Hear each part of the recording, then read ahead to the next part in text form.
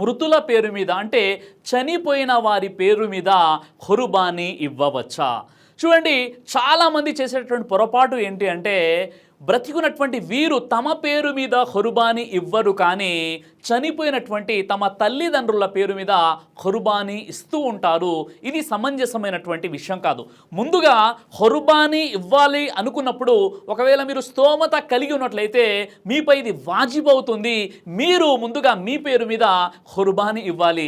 అలా కాకుండా మీకు స్తోమత ఉన్నప్పటికీ మీరు ఖుర్బానీ ఇవ్వకుండా చనిపోయినటువంటి మీ యొక్క అమ్మగారి పేరు మీద, నాన్నగారి పేరు మీద లేదా మీ యొక్క తాతగారి పేరు మీద ఖుర్బానీ ఇవ్వడం అనేది సమంజసమైనటువంటి విషయం కాదు. ఈ విషయంపై ఏ జమాతు పండితులు కూడా ఆ వ్యక్తికి, అలాంటి ఆలోచన కలిగినటువంటి వ్యక్తికి ఫత్వాలు ఎవ్వరు కూడా ఇవ్వలేదు. ప్రతి జమాతు పెద్దలు చెప్పే విషయం ఏంటంటే ముందు నీకు స్తోమత ఉంటే ముందు నీ పేరు మీద నువ్వు ఖుర్బానీ ఇవ్వాలి. మరి అలాంటప్పుడు చనిపోయిన వారి పేరు మీద ఖుర్బానీ ఇవ్వాలా ఇవ్వకూడదంటే చనిపోయిన వారి పేరు మీద కూడా మనం ఖుర్బానీ ఇవ్వవచ్చు, కానీ దానికి 3 షరతులు ఇక్కడ మనకు కనిపిస్తున్నాయి. ఇబ్నే మాజా హదీస్ నంబర్ 3122లో ఖుర్బానీ ఇస్తున్నటువంటి వ్యక్తి తన వైపు నుండి తన ఇంట్లోని బ్రతికి ఉన్న వారి తరపు నుండి తన ఇంట్లోని చనిపోయిన వారి తరపు నుండి సంకల్పం చేసుకుని అతడు ఖుర్బానీ ఇవ్వవచ్చు. కాబట్టి ఇక్కడ మీ కుటుంబంలో ఎవరైనా చనిపోయి ఉన్నట్లయితే మీరు ఖుర్బానీ ఇచ్చేటటువంటి ఆ జంతువులో మీతో పాటు బ్రతికున్నటువంటి మీ కుటుంబ సభ్యులతో పాటు చనిపోయినటువంటి ఆ మృతుని పేరుని సంకల్పించుకొని మీరు ఖుర్బానీ ఇవ్వవచ్చు. ఆ చనిపోయినటువంటి వ్యక్తి కూడా ఆ యొక్క ఖుర్బానీ యొక్క పుణ్యం ప్రాప్తమవుతుందని ఇక్కడ హదీసులో చెప్పడం జరిగింది. అంటే ఒక జంతువులో ఇన్ని సంకల్పాలు మీరు చేసుకోవచ్చు. 3 సంకల్పాలు. ఒకటి, మీరు ఖుర్బానీ ఇస్తున్నటువంటి ఇంటి యజమాని, మీ కుటుంబీకులు, అదేవిధంగా మీ యొక్క చనిపోయినటువంటి మృతుల పేరుతో కూడా మీరు ఇవ్వవచ్చు ఒకే జంతువులు. ఇక రెండో విషయం ఏంటంటే చనిపోయినటువంటి వ్యక్తి అతడు చనిపోయే ముందు వసియత్ చేసి పోతే అతని పేరు మీద ఖుర్బానీ ఇవ్వడం అనేది తప్పనిసరిగా ఉంటుంది. అంటే ఉదాహరణ, మీ ఇంటి యజమాని చనిపోయేటప్పుడు ఏం చెప్పారంటే ప్రతి బక్రీద్లో మీరు నా పేరు మీద మీరు ఖుర్బానీ ఇస్తూ ఉండండి అని ఆయన గనక వసియత్ చేసిపోతే తప్పనిసరిగా మీకు స్తోమత ఉన్నట్లయితే మీరు మీ కుటుంబీకుల్లో ఎవరైతే చనిపోయారో వారి పేరు మీద మీరు ఖుర్బానీ ప్రతి సంవత్సరం ఇస్తూ ఉండవచ్చు.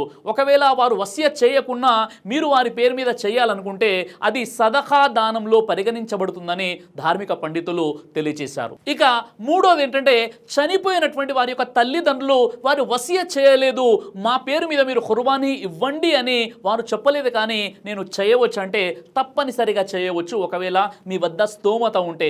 కానీ ఇక్కడ ఒక విషయాన్ని గుర్తు పెట్టుకోవాలి. ఆ విషయం ఏంటంటే మీరు ఖుర్బానీ ఇచ్చేటప్పుడు మీ పేరు మీద, బ్రతికున్నటువంటి మీ కుటుంబీకుల పేరు మీద, చనిపోయినటువంటి మీ యొక్క తల్లిదండ్రుల పేరుని ఒకే జంతువులో మీరు సంకల్పం చేసుకోవచ్చు. అయినప్పటికీ కూడా మీకు స్తోమత ఉండి ప్రత్యేక జంతువును చనిపోయినటువంటి మీ తల్లిదండ్రుల పేరు మీద వారు వసియత్ చేయనప్పటికీ మీరు ఆ యొక్క ఖుర్బానీ ఇవ్వాలి అనుకుంటే మీరు తప్పనిసరిగా ఇవ్వచ్చు, కానీ అది ఒక సదఖాగా పరిగణించబడుతుంది.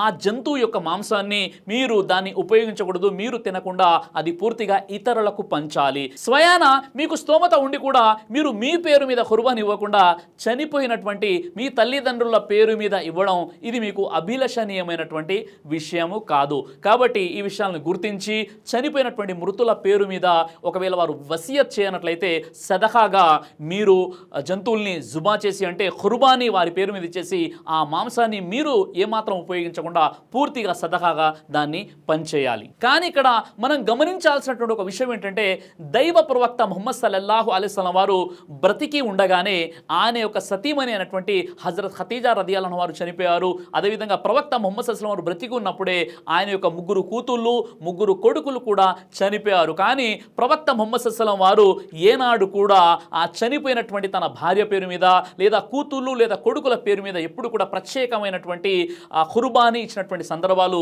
ఏ ఒక్కటి కూడా మనకు కనిపించదు. పైగా ప్రవక్త ముహమ్మద్ సల్లల్లాహు అలైహి వసల్లం వారు ఖుర్బానీ ఇచ్చేటప్పుడు చెప్పినటువంటి ఆ పదము ఏంటంటే వాలి ముహమ్మద్, అంటే తన కుటుంబీకులందరినీ కూడా పేర్కొనేవారు. దీన్ని బట్టి వారి కుటుంబంలో కాలంలో చనిపోయినటువంటి వారందరి పేర్లు కూడా అందులో ఆ ఖుర్బానీలో వచ్చేసాయి. కానీ ఇక్కడ ధార్మిక పండితులు చెప్పినటువంటి విషయం ఏంటంటే, ఏ వ్యక్తికైతే స్తోమత ఉంటే తప్పనిసరిగా వారి యొక్క చనిపోయినటువంటి తల్లిదండ్రులు ఒకవేళ వసియత్ చేయకపోయినప్పుడు కూడా సదకాగా భావించి వారి పేర్ల మీద కూడా మీరు ఖుర్బానీ ఇవ్వవచ్చు అని తెలియజేశారు. దైవ ప్రవక్త ముహమ్మద్ సల్లల్లాహు అలైహి వసల్లం వారు తెలియజేశారు, కడుపుకు సంబంధించినటువంటి అన్ని రకాల వ్యాధులకు అద్భుతమైనటువంటి ఔషధం తల్బీనా.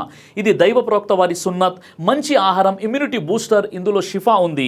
ఇది మంచి ఔషధంగా కూడా పనిచేస్తుంది. కాబట్టి పిల్లలు అయినా పెద్దలు అయినా ఎవరైనా దీనిని ఉపయోగించవచ్చు.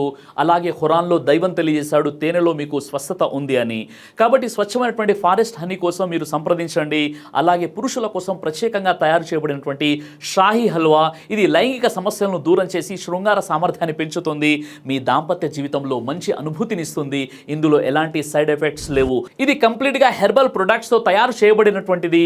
కాబట్టి స్క్రీన్పై కనిపిస్తున్నటువంటి ఈ నెంబర్స్కి కాల్ చేసి మీరు ఇప్పుడే ఈ ప్రొడక్ట్స్ని ఆర్డర్ చేసుకోవచ్చు.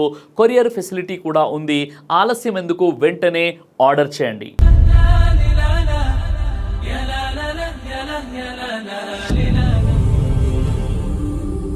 బ్రదర్ సిరాజ్ అని యూట్యూబ్ ఛానల్ని మీరు సబ్స్క్రైబ్ చేసినట్లయితే ఇన్షాల్లా దేవచిత్తం అయితే మీకు వీడియోస్ వస్తుంటాయి. అదేవిధంగా బ్రదర్ సిరాజ్ అనేటటువంటి ఫేస్బుక్ని కూడా లైక్ చేయడం వల్ల మీకు వీడియోస్ వస్తుంటాయి.